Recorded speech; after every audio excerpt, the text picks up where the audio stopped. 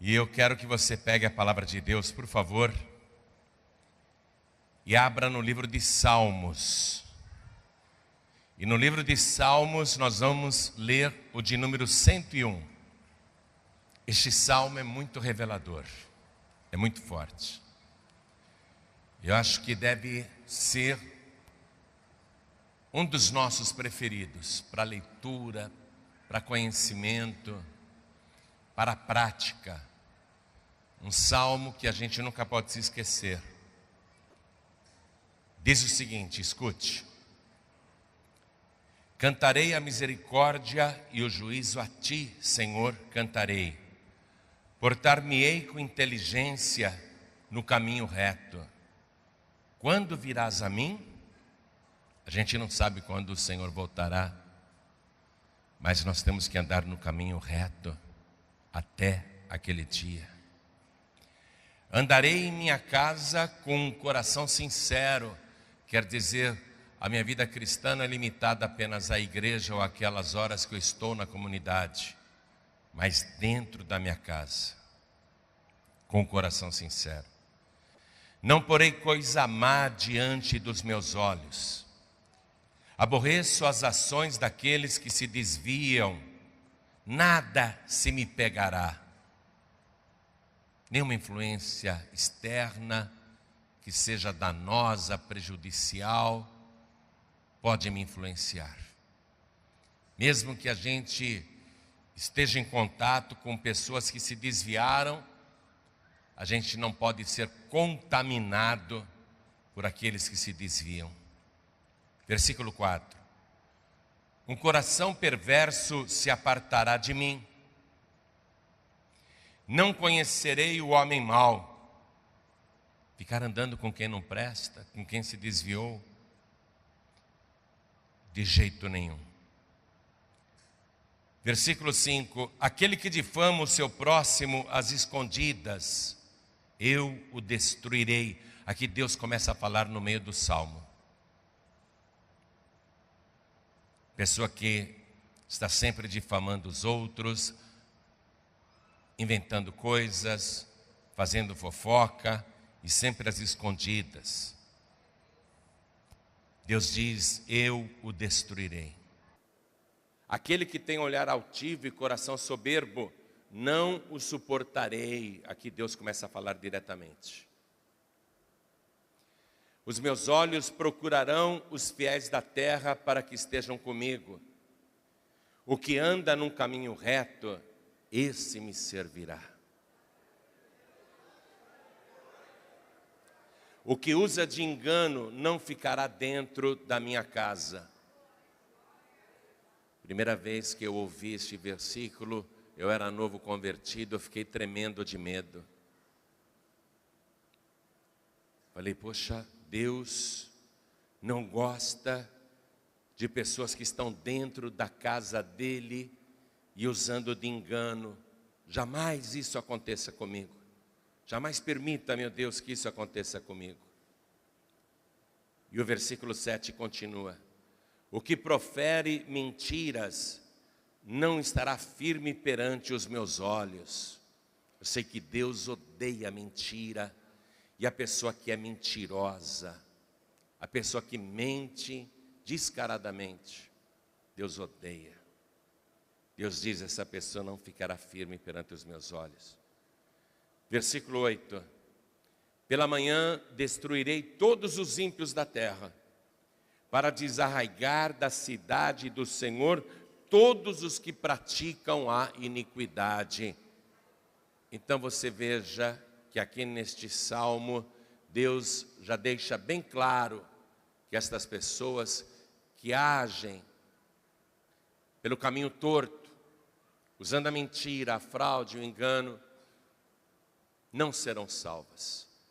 Deus vai desarraigar todos os que praticam, Ele vai arrancar todos os que praticam a iniquidade. Mas eu quero, dentro dessa leitura do Salmo de número 101, reler aqui o versículo 6 e o 7. Os meus olhos, diz o Senhor, procurarão os fiéis da terra para que estejam comigo. O que anda num caminho reto, esse me servirá. O que usa de engano não ficará dentro da minha casa. O que profere mentiras não estará firme perante os meus olhos. Do Salmo de número 101, quero que você memorize principalmente o versículo 6 e o 7. E eu vou relê-los agora, e quero que cada pessoa que está comigo aqui na sede da Paz e Vida do Rio de Janeiro, e todo o Brasil que está assistindo agora esta mensagem, por transmissão ao vivo, e também Portugal, quero que cada pastor, obreiro, membro, colaborador e quem estiver nesta reunião de lideranças, quero que todos repitam em seguida. Vamos lá. Deus falando: os meus olhos procurarão os fiéis da terra para que estejam comigo. O que anda num caminho reto, esse me servirá. O que usa de engano não ficará dentro da minha casa. O que profere mentiras não estará firme perante os meus olhos. Deus declarou, e eu vou te provar agora na palavra, que Ele não volta atrás nisso. Ele não volta atrás. Isso é lei. É assim que Ele vai agir sempre. E eu vou te mostrar isso desde o princípio. Mas eu quero saber o seguinte: você crê na palavra de Deus? Você crê que Deus fala através deste livro? Você tem temor de Deus? Você treme diante das suas palavras? Então desocupe as suas mãos e dê para esta palavra a melhor salva de palmas que você já deu em toda a sua vida. Brasil, aplauda, glorifique. Portugal, aplaude e glorifique. E quem está ouvindo pela rádio, em Angola, Moçambique, Cabo Verde, Tomé e Príncipe, Macau, Timor-Leste, Guiana Francesa, Uruguai, Paraguai, Argentina, povos de língua portuguesa, povos limítrofes, todos que estão ouvindo esta mensagem, abram agora a boca e deem glórias, glórias, glórias a Deus. E aplaudam, aplaudam o nome daquele que vive para sempre. Oh glória, continua, continua. Pai querido e Deus amado, Deus bendito e Deus todo-poderoso, simultaneamente, em toda parte, ao mesmo tempo, pessoas estão te aplaudindo e te glorificando agora. Abre o céu para receber tão grande louvor que se levanta da terra, e sobre cada vida que te glorifica, derrama a tua bênção, a tua virtude, o teu poder.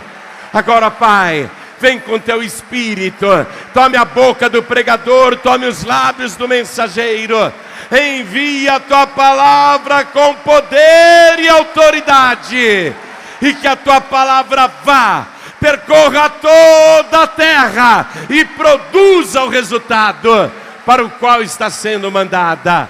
Em nome do Senhor Jesus, diga amém, Jesus. Quem tiver lugar pode sentar, por favor. E eu me lembro da primeira reunião de obreiros que nós fizemos aqui. Em São Paulo a gente estava acostumado já com a sede nacional lotada, mas o Rio de Janeiro tinha tão pouquinhos obreiros, tão pouquinhos, era o começo da obra neste estado. E eu naquele momento, eu recebi de Deus uma palavra, de que muito breve, esta igreja ficaria pequena, só para acomodar tantos obreiros, homens e mulheres, cheios do Espírito Santo, que Ele iria levantar no estado do Rio de Janeiro. Hoje todo o Brasil e Portugal está aqui, numa videotransmissão, ouvindo esta palavra que é muito importante. Porque nós não podemos perder igreja, obreiros, líderes, membros. Nós não podemos perder o foco e a visão da obra. E qual é o plano de Deus? Como que Ele trabalha? E como que Ele vai continuar trabalhando? Porque se a gente sair fora do caminho reto, certamente o Senhor nos descartará. Esse é o meu medo. Ele nos descarta. Se você começar a agir mal dentro da casa do Senhor, começar a levar vida dupla, fazer coisas erradas, começar a usar de mentira, de engano, de fraude, Deus te descartará. Ele tirará você de dentro da casa. E se Ele tirar você, certamente Ele não vai querer também no céu, porque se Ele não te quiser na igreja, Ele também não te quererá na glória. Por isso que o nosso trabalho como pastores, obreiros, aqui na casa de Deus, como membros no serviço diário, tem que ser uma coisa muito séria e cheia do temor de Deus. Eu gostaria de perguntar para todos vocês aqui, para todo o Brasil, quem foi o primeiro obreiro que Deus consagrou? Quem aqui sabe, levante a mão.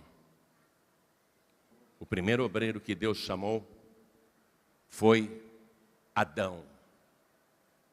Deus fez a seara, o jardim do Éden. Ele mesmo fez aquela obra, é Deus que começa a obra, assim como a igreja, Ele que inicia tudo. Então Deus, havendo iniciado aquela seara lá no princípio, Ele colocou o homem para fazer a obra, o primeiro homem. Abra o livro de Gênesis capítulo 2, versículo 8. E plantou o Senhor Deus um jardim no Éden da banda do Oriente e pôs ali o homem que tinha formado. Deus fez daquele jardim a primeira seara e colocou Adão como o primeiro obreiro. Versículo 15. E tomou o Senhor Deus o homem e o pôs no jardim do Éden para o lavrar. Isto é, trabalhar nele, fazer a obra. E o que mais que você lê aqui? Guardar. Guardar. Não apenas trabalhar no jardim, trabalhar na seara, mas guardar a obra. Guardar com temor. A igreja é esta seara. Ele nos chamou como membros, como obreiros, como evangelistas, como pastores, como pastoras, mas Ele nos manda não apenas trabalhar na seara, mas guardar a obra que Ele iniciou. Guardar significa zelar, fazer a coisa de maneira direita, ter temor e cuidado, zelo nas mínimas coisas, não negligenciar. Lá naquela primeira seara, com o primeiro obreiro, fez o seguinte, versículo 16. E ordenou o Senhor Deus ao homem, dizendo: de toda árvore do jardim comerás livremente, mas da árvore da ciência do bem e do mal, dela não comerás, porque no dia em que dela comeres, certamente morrerás. Havia que obedecer. Algo ali era sagrado e o primeiro obreiro não poderia mexer. Porque se ele desrespeitasse a obra, se ele fosse além das suas atribuições, se ele tocasse naquilo que era exclusivamente de Deus, então certamente ele morreria. Olha a confirmação do Salmo de número 101. Primeiramente, a morte espiritual, que é ser afastado de Deus. E depois a morte física. Então Deus já estava mostrando que nós precisamos trabalhar naquilo que Ele nos entregou e guardar com carinho, com zelo, com temor, aquilo que nos confiou e respeitar os limites. Há limites para serem respeitados. E se nós ultrapassarmos, teremos a morte espiritual primeiramente e, na consequência, a morte física também. Deus quer que a pessoa dê valor para o chamado, para as coisas espirituais. Eu fico muito triste quando eu vejo que uma pessoa que fazia a obra de uma maneira tão extraordinária, com tanto amor, com tanto zelo, com tanto carinho, e que desejou tanto fazer essa obra e cuidar dessa seara, acaba relaxando, acaba se perdendo, não se lembra mais do desejo que tinha de fazer esse trabalho, e até acha isso um cargo ou um enfado, algo pesado. A pessoa já não faz com alegria. A pessoa está morrendo espiritualmente. Lembra quando você se converteu? Lembra quando você começou a frequentar as reuniões? Lembra como você queria vir sempre na seara do Senhor, na casa de Deus? O cuidado que você tinha, o temor, a atenção que você prestava? Lembra quando você se munia de folhetos e saía para evangelizar e queria ganhar toda a sua família para Jesus, toda a sua vizinhança, e você falava de Jesus o tempo todo? Lembra como você desejou estar aonde está hoje? Veja como Deus te trouxe. Foi Ele que te pôs aqui. Assim como Ele formou Adão e o pôs no jardim do Éden para o lavrar e guardar, Deus também te formou e foi Ele que te pôs aqui. Ele que te pôs neste lugar. Você não pode perder esse foco, perder a visão, achar que isso se tornou rotineiro, uma coisa comum e que você pode até negligenciar e falhar sem problemas. Porque se você agir desta maneira, você estará caminhando primeiramente para a morte espiritual e depois para a morte física. E dentro desse trabalho você não pode desrespeitar os limites, avançar naquilo que é sagrado, mexer naquilo que é exclusivamente de Deus. Porque Adão pensou, essa árvore tem tantos frutos, qual o problema de eu pegar só um?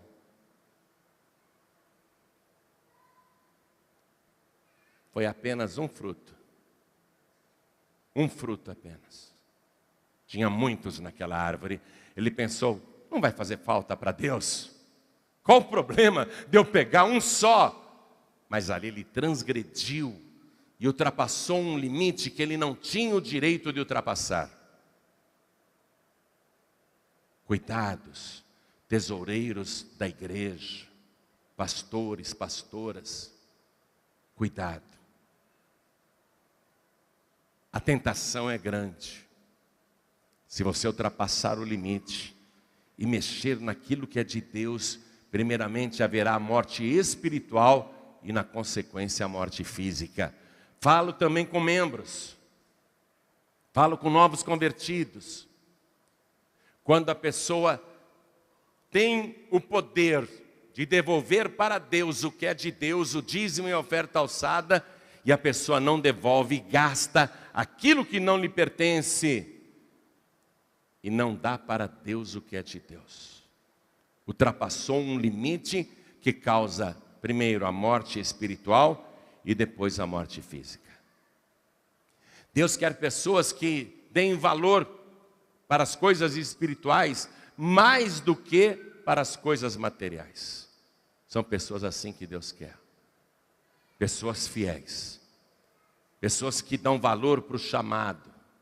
Que não abrem mão de maneira alguma. Que têm medo de perder a coroa. Que guarda a coroa que recebeu do Senhor com todo o zelo. Porque não quer que a sua coroa seja passada para outro. O Senhor diz em Apocalipse, guarda bem o que tens para que ninguém tome a tua coroa. Quem primeiro quer tomar a tua coroa é Satanás. O diabo quer te derrubar. Ele quer tomar a tua coroa. Ele veio para tomar, matar e destruir. Ele quer roubar a tua coroa. É o primeiro que quer ver você sem esta coroa de glória. Ele quer te derrubar. Se você ouvir Satanás, como Adão e Eva ouviram, certamente você cairá. A tua coroa será tirada. E perderá todos os privilégios que Deus preparou para você. Veja o caso, Adão e Eva, para fora do meu jardim. Expulsos. Não ficam na casa dele. Usaram de fraude. Usaram inclusive de desculpinhas e mentiras. Ah, não foi eu, foi a mulher que o Senhor me deu. Ah, não fui eu, foi a serpente. Não ficaram no jardim. O que te parece? Se o jardim foi feito para o ser humano, Deus poderia dizer, tudo bem, fica morando lá num cantinho, vai. Esse jardim é tão grande, foi só um frutinho que você pegou, isso não é nada demais. Deus podia falar, eu esculpi esse primeiro ser humano com tanto amor, eu mesmo fiz cada detalhe, eu gosto tanto dele, eu o amo tanto. Mas mesmo o amando tanto, Deus disse, fora do meu jardim. Fora. Você está compreendendo como são terríveis as atitudes de Deus? Poxa, gosto tanto da Eva, eu tirei ela da costela do Adão, eu formei cada detalhe, eu fiz o seu corpo, é a mulher mais linda do universo, tadinha, ingênua, caiu na lábia da serpente, errou, foi só uma vez, vamos relevar. Deus não pensa assim, para fora do meu jardim. Avançou um limite que não tinha o direito de avançar. E eu tenho assistido tanta gente ser expulsa por Deus de dentro da sua casa, que eu senti necessidade de trazer esta mensagem, não só aqui para vocês que estão me ouvindo no Rio de Janeiro, mas para todo o Brasil e Portugal. Porque eu tenho visto tanta gente boa como Adão, como Eva, serem expulsas da seara, não pelo ministério, não por nós, mas pelo próprio Deus, porque Ele disse, quem usa de engano não permanecerá na minha casa. Os meus olhos procurarão os fiéis da terra para que estejam comigo. Aquela que anda num caminho reto, esse me servirá. Eu prefiro o jardim vazio, diz o Senhor. Eu prefiro o jardim sem nenhum morador do que ter dentro do meu jardim ladrões. É assim que Deus pensa. É assim que Deus age. Esaú não deu valor para as coisas espirituais. Primogênito, direito de ser o sacerdote da família. Hoje era para todos nós nos referirmos a Deus dizendo, ó Deus de Abraão, ó Deus de Isaque, ó Deus de Esaú. Mas Esaú foi arrancado, porque deu mais valor para as coisas materiais e para o lucro da coisa, para o proveito imediato, do que para as promessas eternas de Deus. Por isso que Deus não gostou de Esaú, porque Deus já sabia que Esaú ia fazer isso. Quando as crianças estavam no ventre da mãe, Deus já sabia que Esaú não daria valor para as coisas espirituais. Por isso Deus não gostou de Esaú, mas amou Jacó. Aos Hebreus capítulo 12, versículo 16, e aqui entra numa outra parte muito forte, que todo membro da Paz e Vida, obreiro, pastor e pastora, tem que ouvir com temor no coração. Aos Hebreus 12, 16 diz assim, e ninguém, diga ninguém, e ninguém seja fornicador, ou profano como Esaú, que por um manjar vendeu o seu direito de primogenitura. Esaú está no mesmo nível do vendilhão do Judas. O vendilhão do Judas quis lucrar com a obra e vendeu a salvação por 30 moedas de prata. Esaú fez antes de Judas, lá no Antigo Testamento, a mesma coisa, porque por um manjar vendeu o seu direito de primogenitura, o direito de estar no nome de Deus. Ó Deus de Abraão, Deus de Isaque, Deus de Esaú. Ele vendeu para Jacó por nada, por uma besteira, por um prazer passageiro. Versículo 17. Depois que a pessoa perde, é o que acontece. Porque bem sabeis que, querendo ele ainda depois herdar a bênção, foi rejeitado. A pessoa se arrepende tardiamente, quando ela é pega, ou pega, como vocês falam aqui no Rio de Janeiro. Quando ela é pega, a pessoa é descoberta, aí sim ela se arrepende. Mas olha o que aconteceu. A rejeição de Deus já tinha acontecido. Porque mesmo depois, querendo herdar a bênção, foi rejeitado, porque não achou lugar de arrependimento, ainda que com lágrimas o buscou. Quando algum pastor da Paz e Vida mente, engana, trai o ministério, abre uma igreja paralela, com recursos da própria Paz e Vida que ele furtou, mexendo no que é sagrado, a gente chama a pessoa e diz: olha, não faça isso, você está no caminho da destruição, você vai perder a tua salvação. E a pessoa não nos ouve. Recebemos o tempo todo e-mails, cartas, telefonemas, WhatsApps, torpedos. Por favor me receba de volta, perdi tudo, fracassei, estou passando necessidade. Mas Deus diz: não. Usou de engano, não permanecerá na minha casa. Deus odiou Esaú por causa disso. Vá comigo em Malaquias, capítulo 1. Vamos ler aqui o versículo 2. Malaquias, capítulo 1, versículo 2. Deus falando, hein? Preste atenção. Eu vos amei, diz o Senhor, mas vós dizeis: em que nos amaste? Não foi Esaú, irmão de Jacó? Disse o Senhor: todavia amei a Jacó e aborreci a Esaú. Por que eu amei a Jacó? Porque Jacó dava valor para as coisas espirituais e ele desejava a primogenitura. E algumas versões até são mais fortes. No versículo 3, ao invés de dizer aborreci a Esaú, Deus diz: e odiei a Esaú. Tem alguém com uma tradução assim? Escrito e odiei a Esaú? Olha lá. Várias traduções dizem isso. Que Deus, na verdade, está dizendo: eu odiei a Esaú. Forte, não? Forte.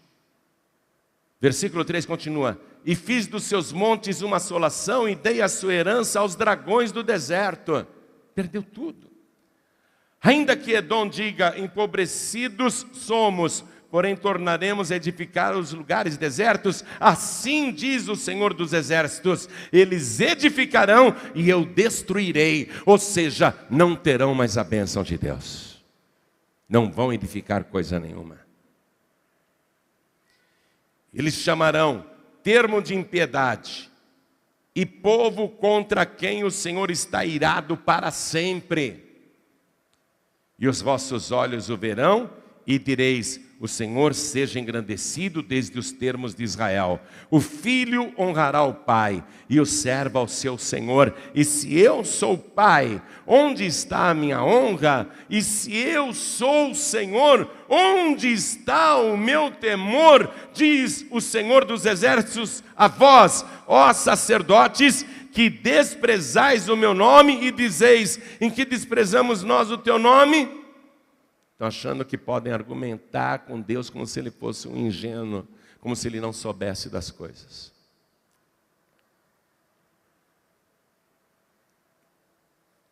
Há coisa de mais ou menos 3 semanas atrás, eu tive uma videotransmissão só com os pastores, não com todos os obreiros. E eu disse: pastor, se você está na malandragem, se você está fazendo coisas erradas, você pare, porque eu não estou falando como conselheiro, eu estou profetizando. Deus vai te pesar a mão. De lá para cá 3 pastores já caíram, e eu estou de cabelo em pé de ver o que eles estavam aprontando. Porque Deus não admite isso na sua obra. Josué estava chorando. Vamos lutar contra Ai, e perdemos a batalha. Ai é muito menor do que Jericó, uma cidadezinha, um vilarejo, e eles nos venceram. E agora, Deus, e agora? E começou a chorar. Olha o que Deus falou para ele. Livro de Josué, capítulo 7, versículo 10. Vamos lá. Josué, capítulo 7, versículo 10. Josué está com o rosto em terra, chorando. Ah, Senhor, ah, Senhor. Ele está prostrado, ele está caído. Então disse o Senhor a Josué: levanta-te. Por que estás prostrado assim sobre o teu rosto? Israel pecou e até transgrediram o meu concerto que eles tinham ordenado, e até tomaram do anátema. Olha só, transgrediram o meu concerto, passaram o limite, pegaram do que não deviam ter pego. E também furtaram, e também mentiram, e até debaixo da sua bagagem o puseram. Em Curitiba, um membro da Paz e Vida, que foi abençoado por Deus. E deixe-me te explicar o seguinte: a sede nacional da Paz e Vida paga todas as despesas dos estados. Nada é pago no próprio estado. Com raríssimas exceções. Com raríssimas exceções. Mas Curitiba não é este caso. Todas as despesas são pagas pela sede nacional. Esse membro foi abençoado e veio trazer 20 mil reais de oferta em dinheiro. Pastor, o que eu faço com esse dinheiro? Ponho na arca? Não. Se o senhor colocar na arca, vai para a sede nacional. E como é que nós vamos pagar as despesas aqui do estado? Entrega na minha mão. Esse foi só um dos furtos. Provado, comprovado. Um deles diz respeito à conta de água, que é paga também pela sede nacional. E fizeram um gato na igreja, olha que loucura. E diziam para os membros que aquele dinheiro era separado para pagar a conta de água da igreja. Eu vou reler essa parte aqui porque é forte. Josué chorando. Como é que nós estamos apanhando de Ai? Se vencemos Jericó, que era muito mais forte. A gente toma surra em Curitiba. A gente toma surra no Paraná. A sede nacional tem que todo mês mandar dinheiro para o Paraná para cobrir as despesas. A sede nacional não se vale das receitas do Paraná. Pelo contrário, tem que mandar dinheiro para o Paraná para cobrir as despesas. E sendo cada centavo altamente necessário, esses acãs mentem, furtam, enganam e não têm temor de Deus e acham que vão escapar. Escutem. Então disse o Senhor a Josué: levanta-te, porque estás prostrado assim sobre o teu rosto? Israel pecou e até transgrediram o meu concerto que eles tinham ordenado, e até tomaram do anátema, e também furtaram, e também mentiram, e até debaixo da sua bagagem o puseram, pelo que os filhos de Israel não puderam subsistir perante os seus inimigos, viraram as costas diante dos seus inimigos, porquanto estão amaldiçoados. Não serei mais convosco, se não desarraigardes o anátema do meio de vós. Deus está falando, vocês têm que tirar da minha casa o anátema.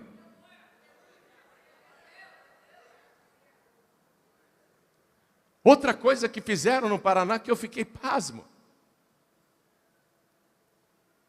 Abriram uma igreja, puseram lá a placa da Paz e Vida, curso de teologia do pastor Jair Palharim, e usando a Rádio Feliz para divulgar aquele endereço. Só que era uma igreja clandestina, e o pastor que estava dirigindo lá, pago pela sede nacional. E toda a arrecadação eles furtavam, porque oficialmente essa igreja não existia no ministério. O que você acha disso? Você acha que uma pessoa assim vai para o céu? Você acha que uma pessoa assim vai ser honrada por Deus? Então, olha o que Deus está falando. Estão amaldiçoados, não serei mais convosco, se não desarraigardes o anátema do meio de vós. Levanta-te e santifica o povo e dize: santificai-vos para amanhã, porque assim diz o Senhor, o Deus de Israel: anátema há no meio de vós, Israel. Diante dos vossos inimigos não podereis suster-vos, até que tireis o anátema do meio de vós. Então Deus mandou Josué fazer passar todas as tribos, todas as famílias e todas as casas, e caiu na casa de Acã. Versículo 19. Então disse Josué a Acã: filho meu, peço-te glória a Deus, Deus de Israel, e faze confissão perante ele, e declara-me agora o que fizeste, e não me ocultes. E respondeu Acã a Josué e disse: verdadeiramente pequei contra o Senhor. Indo Acã falou a verdade. Admitiu. Não ficou mentindo nessa hora. Admitiu o pecado. Esse pastor, quando eu liguei para ele, ele falou: não, tudo mentira, pastor João. O pessoal fala muita coisa. Mas há várias provas sendo enviadas aqui. Não, pastor, é tudo mentira. Aí eu mandei o superintendente para lá, e tudo foi comprovado. Coisas piores ainda. Um eletricista, membro da Paz e Vida, o pastor chegou para ele e falou assim: será que todo mês você pode me arrumar uma nota de R$2.000 para eu poder apresentar e descontar da oferta? Te dou uma parte também. Rapaz convertido, esse eletricista disse não. E saiu da Paz e Vida. Voltou agora, quando soube que o anátema foi retirado. E nos contou isso. Pastor, pastora, olhem para mim. Brasil, olhem para mim. Vou repetir. Se você estiver na malandragem, você tem 3 opções.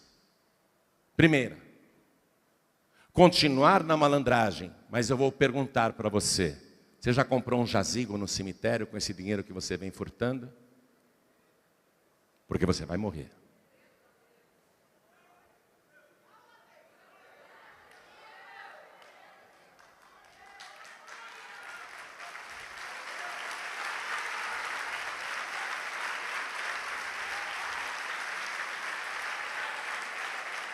Segunda opção que você tem: se arrepender. Se arrepender, pedir perdão a Deus e mudar de vida agora, não é amanhã não. E a terceira opção, meu querido, é continuar fazendo o que você está fazendo e ir parar na cadeia. Na minha opinião, você só tem um caminho: o arrependimento no temor de Deus. Acã admitiu, confessou o pecado. Verdadeiramente pequei contra o Senhor Deus de Israel e fiz assim e assim.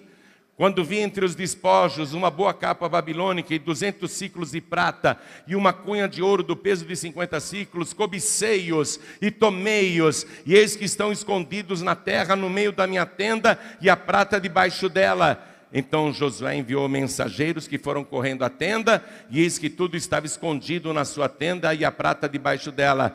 Tomaram, pois, aquelas coisas do meio da tenda e as trouxeram a Josué e a todos os filhos de Israel e as deitaram perante o Senhor. Então Josué e todo Israel com ele tomaram Acã, filho de Zerá, e a prata e a capa e a cunha de ouro e a seus filhos. É isso que dói, ó. E a seus filhos, e as suas filhas, e a seus bois, e a seus jumentos, e as suas ovelhas, e a sua tenda, e a tudo quanto tinha, e levaram-nos ao vale de Acor. E disse Josué: por que nos turbaste? O Senhor te turbará a ti este dia. E todo Israel apedrejou com pedras, e os queimaram a fogo, e os apedrejaram com pedras. E levantaram sobre ele um grande montão de pedras, até ao dia de hoje. Assim o Senhor se tornou do ardor da ira, o ardor da sua ira, pelo que se chamou o nome daquele lugar, o Vale de Acor, até o dia de hoje. Sobrou para os filhos e filhas, esposa, família destruída. Uma pessoa que age assim não apenas perde a salvação, mas leva toda a família para a destruição. Não tem temor de Deus, não? O sacerdote Eli, nos tempos de Samuel, tinha 2 filhos, Hófni e Finéias. Eles eram sacerdotes também. Eles começaram a se prostituir com a mulherada da igreja. Prestem atenção. Claro que não eram mulheres servas de Deus. Primeiro livro de Samuel, capítulo 2, versículo 22.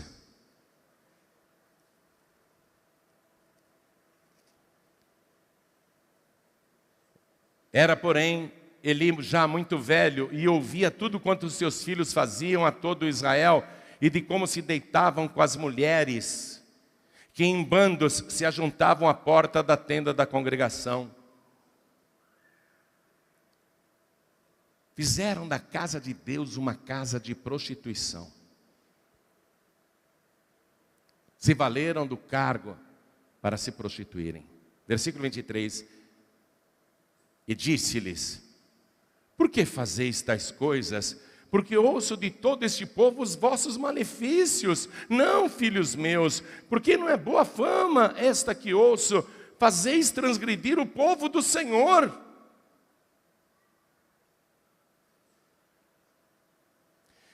Pecando homem contra homem, os juízes da terra o julgarão. Pecando, porém, o homem contra o Senhor, quem rogará por ele? Está ficando claro isso? Que isso é pecado contra o Senhor? Ninguém seja fornicador como Esaú. Pecando homem contra homem, os juízes o julgarão. Pecando, porém, o homem contra o Senhor, isso é pecado contra o Senhor. Quem rogará por ele? Mas não ouviram a voz de seu pai, porque o Senhor os queria matar. Versículo 12. Leia o versículo 12 agora. Eram, porém, os filhos de Eli, filhos de Belial, e não conheciam o Senhor. Pastores, tomem muito cuidado com quem vocês separam para a obra. Vê se a pessoa conhece o Senhor mesmo. Vê se a pessoa viveu a experiência do novo nascimento. Se é batizada com o Espírito Santo e com fogo. Estão consagrando malandros como obreiros e pastores. Versículo 13. Porquanto o costume daqueles sacerdotes com o povo era que, oferecendo a alguém algum sacrifício, vinha o moço do sacerdote, quer dizer, da parte de Hófni e Finéias, estando-se cozendo a carne com um garfo de 3 dentes em sua mão, e dava com ele na caldeira, ou na panela, ou no caldeirão, ou na marmita, e tudo quanto o garfo tirava, o sacerdote tomava para si. Assim faziam a todo Israel que ia ali a Siló. Também antes de queimarem a gordura, vinha o moço do sacerdote e dizia ao homem que sacrificava: dá essa carne para assar ao sacerdote, porque não tomará de ti carne cozida senão crua. E dizendo-lhe o homem: queime primeiro a gordura de hoje, e depois toma para ti quanto desejar a tua alma. Então ele lhe dizia: não, agora a hás de dar, e se não, por força a tomarei. Versículo 17, era pois muito grande o pecado desses jovens perante o Senhor. A pessoa pensa que está mexendo na oferta e ninguém está vendo, porque ele acha que é um criminoso inteligente. Ele acha que o ministério nunca vai descobrir, talvez o ministério não descubra mesmo. Mas o Senhor vê todas as coisas. E é um pecado muito grande perante o Senhor. Porquanto os homens desprezavam a oferta do Senhor. Deus levantou um profeta e mandou falar com o sacerdote Eli, um profeta. Eu sou um profeta, eu estou falando agora, escute. Versículo 29. Por que dais coices contra o sacrifício e contra a minha oferta de manjares que ordenei na minha morada, na minha casa? E honras a teus filhos mais do que a mim, para vos engordardes do principal de todas as ofertas do meu povo de Israel? Portanto, diz o Senhor Deus de Israel, olha, Deus se importa com a oferta, e quando a pessoa mexe, transgredindo sem ter o direito de mexer. Portanto, diz o Senhor Deus de Israel, na verdade tinha dito eu que a tua casa e a casa do teu pai andariam diante de mim perpetuamente. Porém agora, diz o Senhor, longe de mim tal coisa. Porque aos que me honram, honrarei, porém os que me desprezam serão envilecidos. Versículo 34. E isto te será por sinal, a saber, o que sobrevirá a teus 2 filhos, a Hófni e Finéias, que ambos morrerão no mesmo dia. Deus abre mão de sacerdotes assim. E Deus diz que já tem gente melhor preparada. Versículo 35. E eu suscitarei para mim um sacerdote fiel. O que é que Deus está procurando? Obreiro fiel. Ele diz, os meus olhos procurarão o quem? Os fiéis da terra, para que estejam comigo. O que anda num caminho reto, esse me servirá. E eu suscitarei para mim um sacerdote fiel, que procederá segundo o meu coração e a minha alma. E eu lhe edificarei uma casa firme, e andará sempre diante do meu ungido. E será que todo aquele que ficar de resto da tua casa virá inclinar-se diante dele por uma moeda de prata e por um bocado de pão, e dirá, rogo-te que me admitas a algum ministério sacerdotal, para que possa comer um pedaço de pão. É o que a gente vê acontecer o tempo todo. Esses Hófnis e Finéias do século 21 voltam pedindo, por favor, um pedaço de pão. A gente fica com dó, mas Deus não. Deus não quer, não. Deus não muda, gente. Deus não muda. Tem que haver temor. Agora você pensa que é só com sacerdotes? É com membros também. É com membros. Vamos para o Novo Testamento. Porque a pessoa pode dizer, mas agora nós estamos no tempo da graça, né? Deus está mais condescendente. Vamos ler Atos dos Apóstolos, capítulo 5. Começo da igreja cristã. A primeira igreja do mundo. Tinha 2 membros ali, Ananias e Safira. Vou ler, escute. Mas um certo varão chamado Ananias, com Safira, sua mulher, vendeu uma propriedade e reteve parte do preço, sabendo também sua mulher. E levando uma parte, a depositou aos pés dos apóstolos. Disse então Pedro, cheio do Espírito Santo, não é? Ananias, por que encheu Satanás o teu coração para que mentisses ao Espírito Santo e retivesses parte do preço da herdade? Deixa eu falar uma coisa a mais que acontecia em Curitiba. Domingo, final da reunião. Todos devem contar as ofertas, os contadores, os tesoureiros da igreja. Preste atenção, você que é tesoureiro da igreja e você que é contador, preste atenção nesse caso. Acabava a reunião, o pastor pegava o saco das ofertas e dizia para os obreiros: eu vou levar para minha casa e vou contar em casa. E os obreiros: ele é um pastor, ele é um homem santo, ele é um homem de Deus. E isso é contra o procedimento. E você que é tesoureiro e contador, você não pode deixar qualquer pastor fazer isso, porque você vai ajudar a salvar a vida desse pastor que está sendo seduzido pelo diabo. Você tem que dizer: pastor, está errado, a oferta vai ser contada aqui agora. Eu ouvi o pastor João me falando. Isso fere o procedimento. Mas já está tarde, eu vou levar para contar na minha casa. Pastor, você pode até guardar na tua casa, mas depois que a gente contar e fizer o relatório. E ficar uma cópia aqui. Ele levava para casa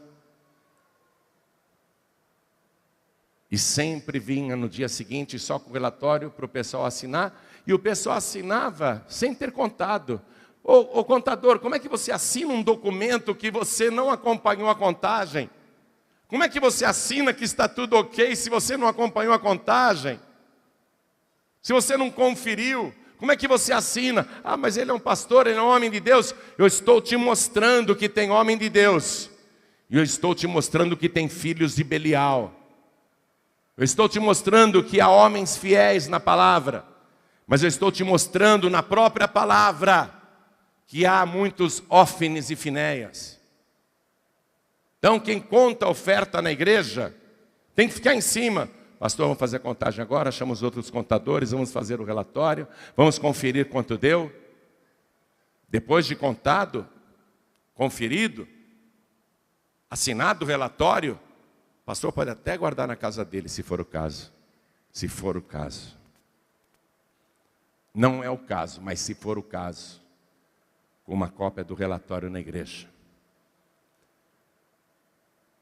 Eu vou reler o versículo 3 aqui, ó.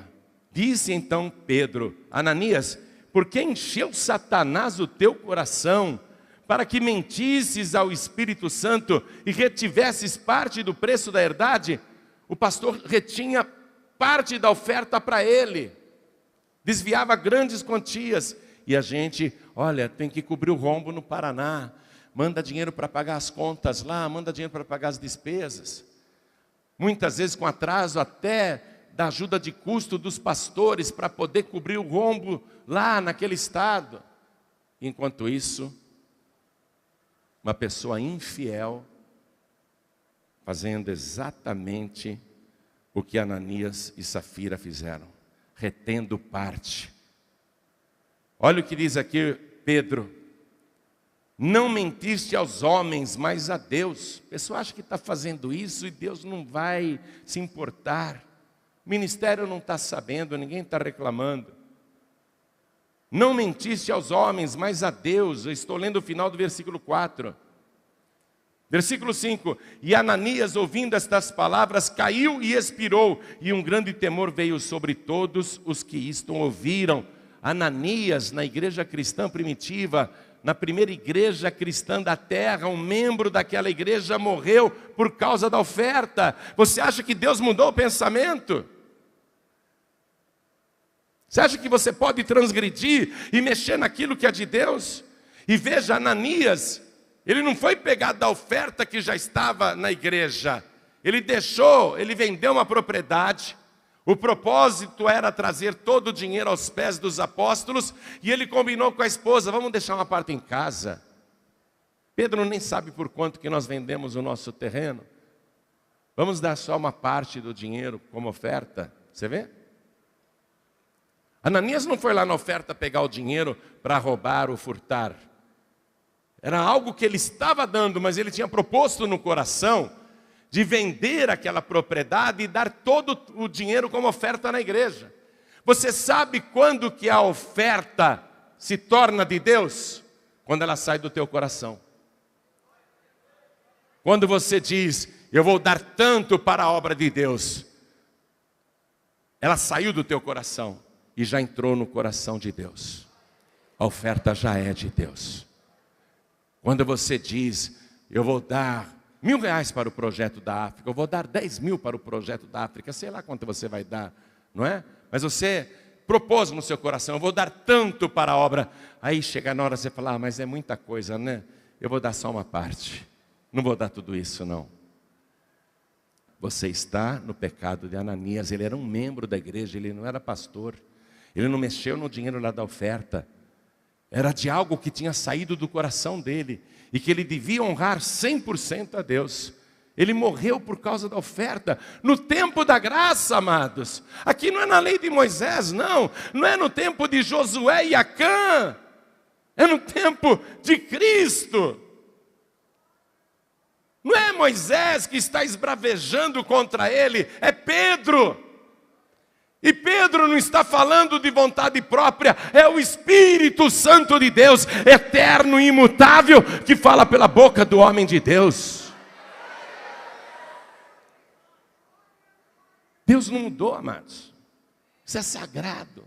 Não transgrida o limite, não ultrapasse, não mexa naquilo que pertence a Deus. Não mentiste aos homens, mas a Deus. Deus está vendo tudo. E Ananias morreu. 3 horas depois, vem a esposa dele na igreja. Vamos ler? Versículo 7. E passado um espaço quase de 3 horas, entrou também sua mulher, não sabendo o que havia acontecido. Quer dizer que o marido tinha morrido, né? Ela não sabia que já era viúva. Ela não sabia que já era viúva. 3 horas depois ela entrou na igreja e disse-lhe Pedro, dize-me, Safira, vendestes portanto aquela herdade? E ela disse, sim, portanto, confirmou a mentira do marido. Então Pedro lhe disse, por que é que entre vós vos concertastes para tentar o Espírito do Senhor? Eis aí a porta os pés dos que sepultaram o teu marido e também te levarão a ti. E logo caiu aos seus pés e expirou, e entrando os jovens acharam-na morta e a sepultaram junto de seu marido, e houve um grande temor em toda a igreja e em todos os que ouviram estas coisas. Diga, eu estou ouvindo estas coisas. Brasil, Portugal, diga, eu estou ouvindo estas coisas. Eu estou com temor. Você sabe, eu vou mais além agora. No tempo de Daniel, havia um rei ímpio chamado Belsassar. Belsassar conhecia Daniel, a fama de Daniel como homem de Deus. Belsassar dá um banquete que acaba virando um bacanal, com amantes, concubinas. Claro que Deus estava vendo aquilo, não é?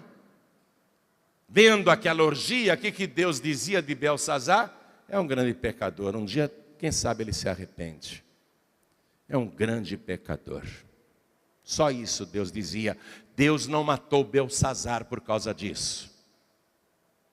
Deus não matou as amantes dele, as concubinas, os prostitutos que estavam lá, aquele verdadeiro bacanal, aquela, desculpe o termo, aquela suruba, gente. Deus não matou ninguém ali. Deus só olhou, que Deus vê tudo. É um monte de pecadores. Só arrependimento pode livrá-los.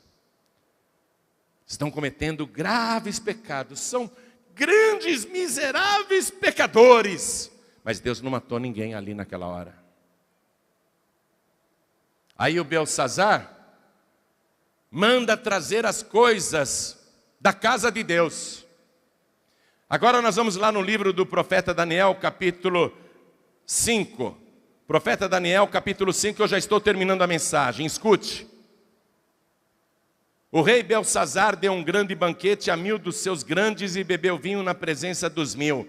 Havendo Belsazar provado o vinho, mandou trazer os utensílios de ouro e de prata que Nabucodonosor, seu pai, tinha tirado do templo que estava em Jerusalém, para que bebessem neles o rei e os seus grandes e as suas mulheres e concubinas.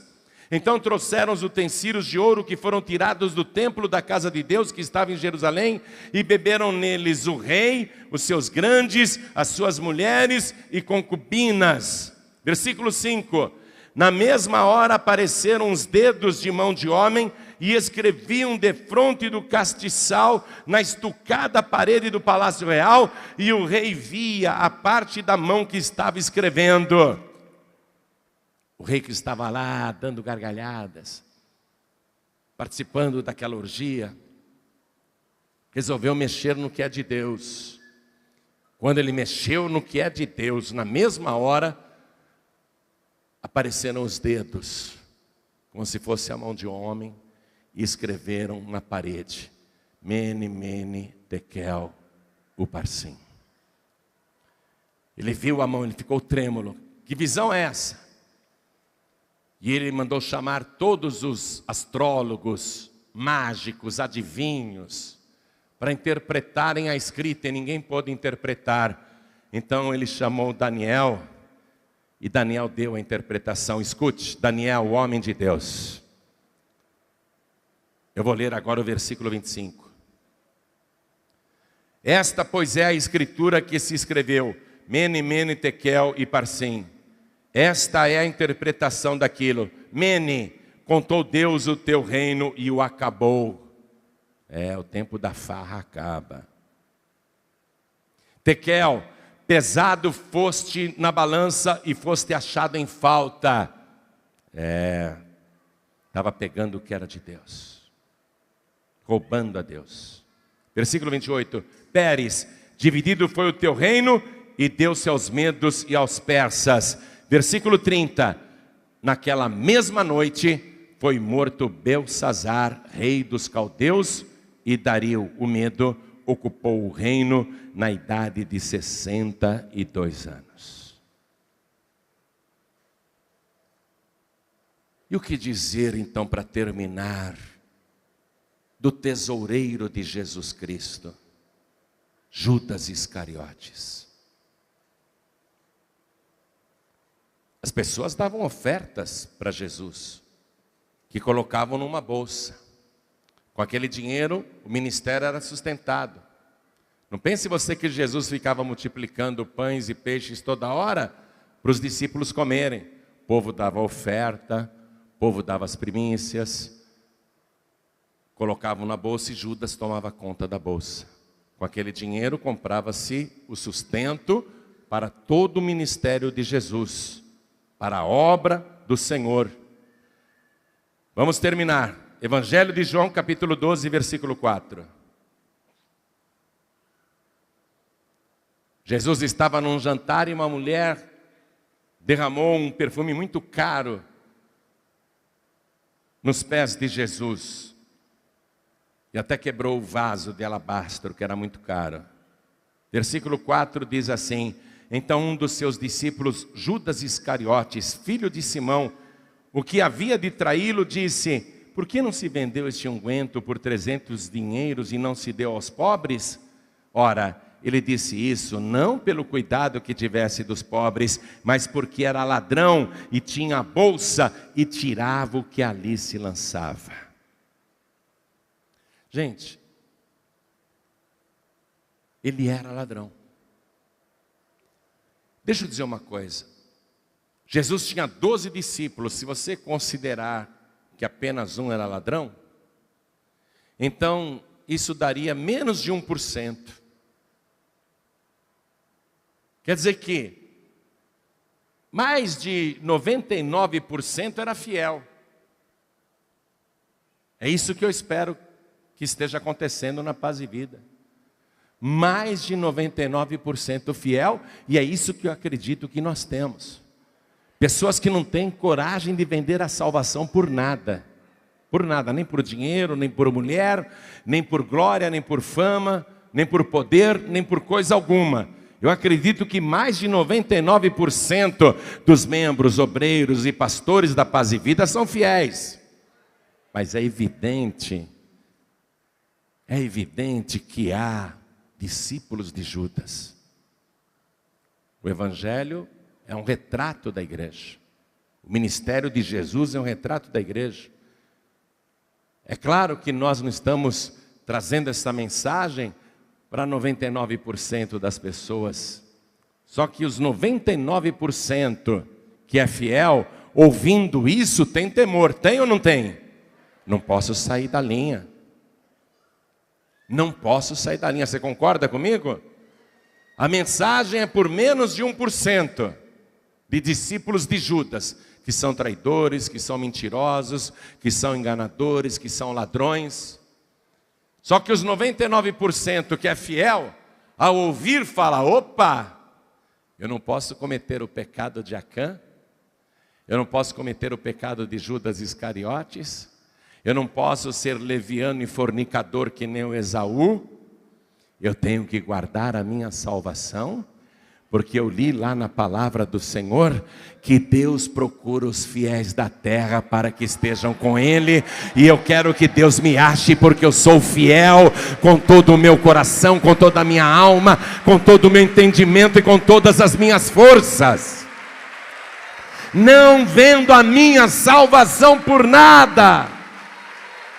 Eu não vendo. A minha salvação não está à venda. Porque esse menos de 1%, gente, não vai para o céu.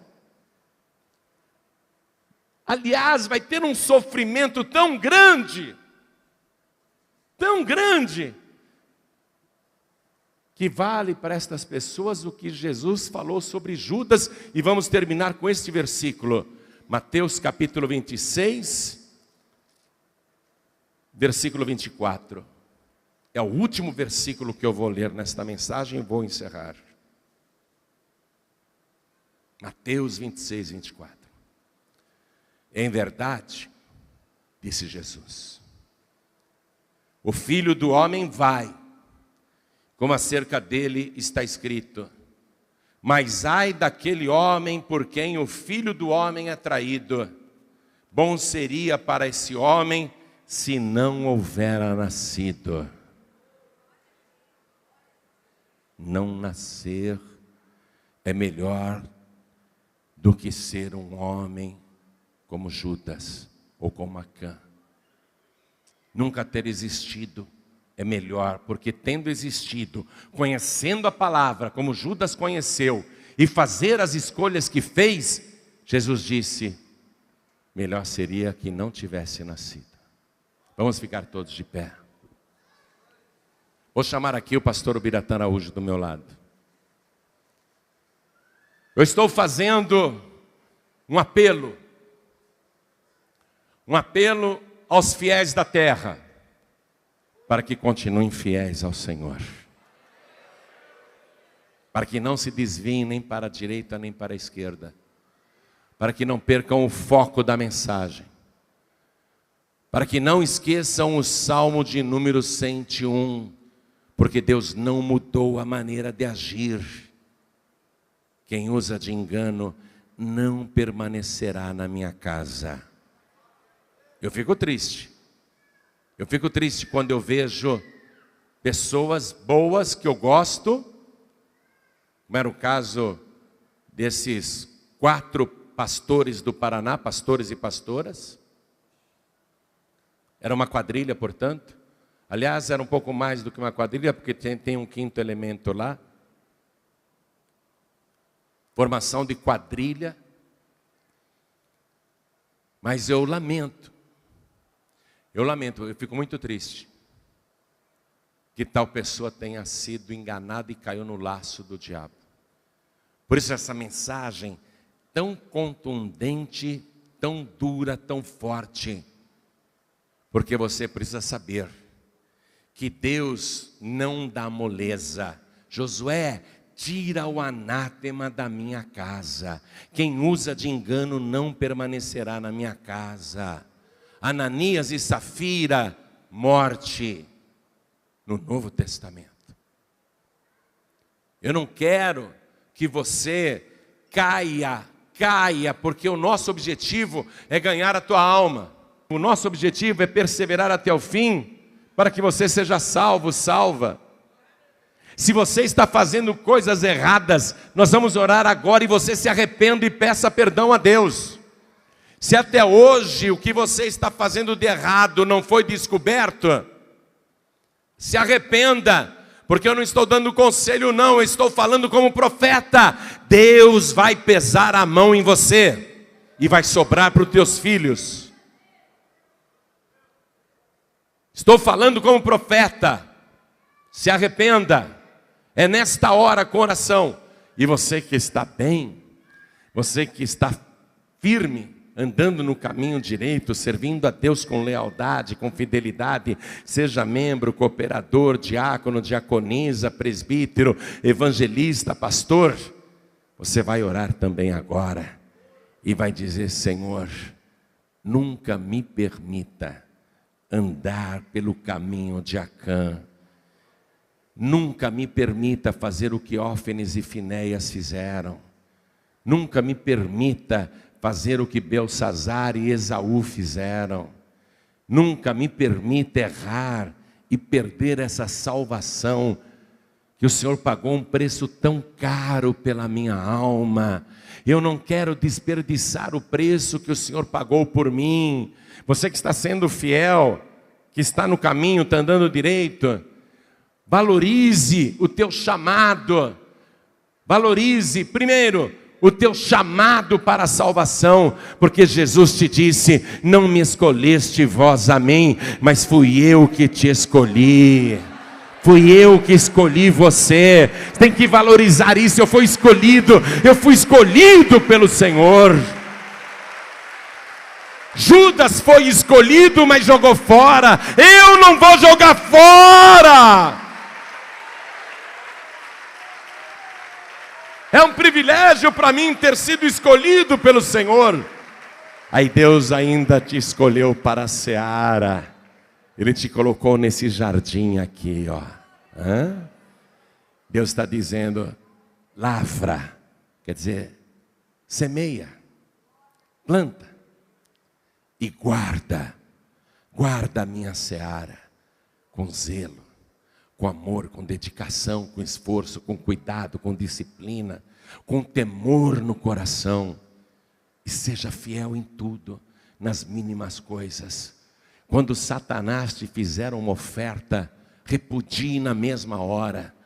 Não aceite conselhos de pessoas que já estão desviadas. Não aceite propostas indecentes de quem quer que seja. Emite uma nota fiscal aí para eu poder jogar lá na contabilidade da igreja. Uma nota fria mesmo. Não aceite. Não negocie a tua salvação. Não permita que o erro esteja e você não fale nada. O problema de Eli, sabe o que aconteceu com Eli? O pai de Ófene e Finéias? Profeta, falou que só os 2 filhos iriam morrer. Mas naquele mesmo dia, o Eli também morreu. Caiu da cadeira e quebrou o pescoço. Sabe por quê? Porque ele via o erro e não agia. Ele tinha que falar: Ófene e Finéias, vocês são meus filhos, mas fora! Você é meu filho na fé, mas se você agir errado, eu não sou Eli não. O Eli caiu e quebrou o pescoço e morreu, porque não agiu, porque não teve pulso, porque foi condescendente, porque encobriu, porque deixou o erro dentro da casa do Senhor, deixou o engano continuar, a mentira, a falta de respeito, a falta de temor. Pastor, se você estiver encobrindo coisa errada, se qualquer obreiro souber de coisas erradas e está encobrindo, você está no pecado de Eli. Quem encobre está no mesmo pecado. Seja fiel a Deus. Você não foi chamado pelo homem. Quem te escolheu foi o nosso Senhor e Salvador Jesus Cristo. É Ele que vê o teu coração. É Ele que dá a tua salvação. É Ele que dá a tua recompensa. É Ele que te abençoa. É Ele que te guarda. É Ele que te dá a vida eterna. Seja fiel ao Senhor. Fica encobrindo porque é amigo. Fica encobrindo porque é amigo. Então você está sendo amigo do diabo. Está encobrindo o engano, o erro. Sabe das coisas e não fala. Oculta e deixa isso continuar. Ou você faz parte de uma quadrilha do diabo dentro da casa de Deus. Ouve. A tua salvação não tem preço aqui na terra. O único preço que era possível pagar foi pago pelo nosso Senhor Jesus Cristo. Não venda a tua alma barato para o diabo, e não venda caro também por preço nenhum. Fostes comprado por um alto preço. Permaneçam firmes na presença do Senhor. Comece a orar e a glorificar a Deus. Comece a colocar a tua vida na presença do Senhor. Conserta a tua vida se ela está em erro. Se você sabe de coisas erradas, não acoberte mais. Não deixe o erro prosperar, porque a minha casa, diz o Senhor, será feita casa de oração para todos os povos. Deus tem que operar no nosso meio, e Deus só opera, da vitória, da triunfo, da bênçãos, se Ele está satisfeito com os seus servos. Josué chorava: ai, por que a gente perdeu de Ai, uma aldeiazinha, uma cidadezinha de nada? Deus falou: porque tem coisa errada no meio de vocês. Eu não serei com vocês enquanto este erro permanecer. Tira o erro do vosso meio. Aí quando eles tiraram o erro, eles se tornaram invencíveis. Se a tua vida está sendo de derrota, se o teu ministério está sendo de derrota, tire o erro da sua vida e Deus vai fazer de você uma pessoa invencível. Comece a glorificar a Deus e a falar com o Senhor. Comece a falar com teu Deus. Brasil, vamos orar agora. Pastor Ubiratã Araújo, vai orando com todo o Brasil e Portugal. Senhor nosso Deus e nosso Pai Todo-Poderoso, a tua palavra foi entoada e o Senhor usou a vida do atalaia para trazer o aviso que veio do céu, e o pecador que ouve o aviso se arrepende, porque se deu por avisado e o juízo não virá. Mas aquele que ouviu e não se deu por avisado, o juízo virá. Meu Deus, não permite que a tua casa seja roubada. Não permite que a tua igreja seja furtada. Não permita, meu Deus, que a tua obra venha sofrer dano por aqueles que são ladrões, roubadores e maus obreiros. Eu também sou profeta, e eu profetizo que dentre os próximos meses o Senhor fará uma grande limpeza no nosso meio.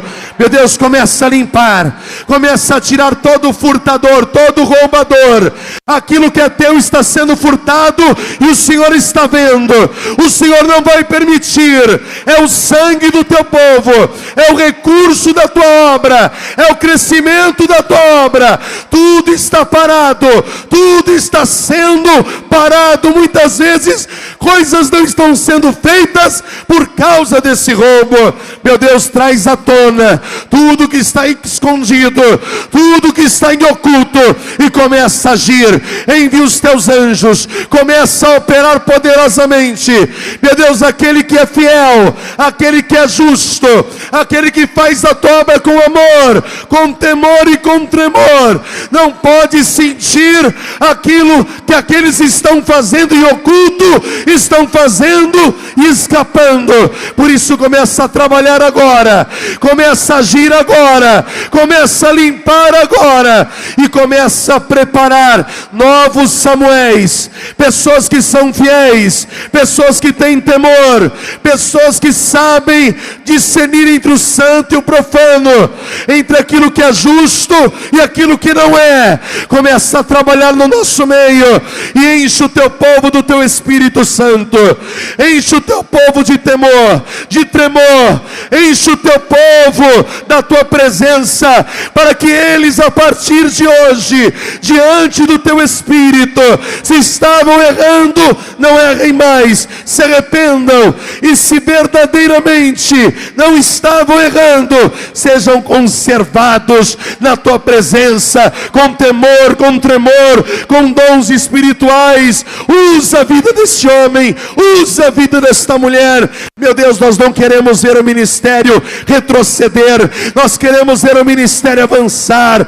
Nós estamos parados, não estamos podendo abrir igrejas, queremos abrir muitas igrejas, queremos dobrar o número de igrejas. E como é que pode, enquanto nós estamos parados, não conseguimos abrir igrejas, pessoas usando o recurso do ministério para abrir ministérios próprios e pessoais? Pai querido, quebra esta maldição agora, com a concordância de todos os pastores do Brasil, de Portugal, fora do Brasil, obreiros, presbíteros, evangelistas. A tua palavra diz que todo o reino dividido contra si mesmo não subsiste, e nós não podemos ser um reino dividido. Então nós nos unimos agora a uma só voz, a um só clamor, porque é na união dos irmãos aonde o Senhor ordena a vida e a bênção para sempre. Tira o furtador, tira o roubador, tira o engano, o Judas, tira aquele que está furtando.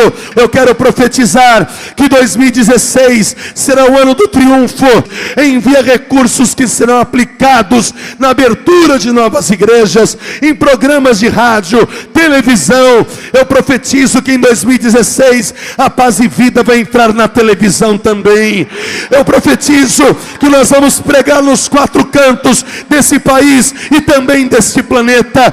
Eu profetizo que a tua palavra vai ser pregada em todos os estados do Brasil, na América do Sul, na América do Norte, na Europa, na África, em todo o mundo.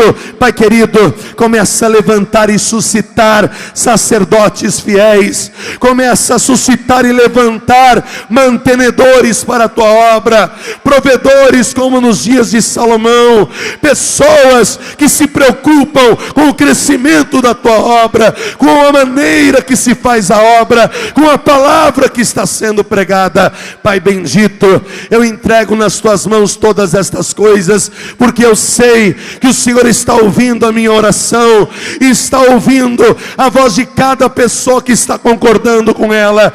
E o que nós ligamos nesta terra, que seja ligado no céu, e que o Senhor trabalhe não somente com aqueles que estão aqui, os teus servos que estão na terra, mas envia agora miríades e miríades de anjos, e envia agora também o teu exército celestial, assim como o Senhor colocou aquela mão misteriosa na casa de Belsazar. Envia também, Senhor, o teu exército poderoso. Começa a operar no oculto, no escondido, de maneira sobrenatural. Quebra todo laço, toda maldição, toda palavra contrária que impede o nosso crescimento, porque já está profetizado. 2016 será e é o ano do nosso triunfo, em nome do Senhor Jesus. Vamos aplaudir ao nome do Senhor. Vamos aplaudir ao nome de Jesus. Vamos em frente. Jesus disse: o Filho do Homem vai, a obra avança, a obra continua. Deus não para, igreja, vamos em frente. E viva Jesus! Vamos aplaudir mais ao nome de Jesus. Tchau Brasil, tchau Portugal, tchau.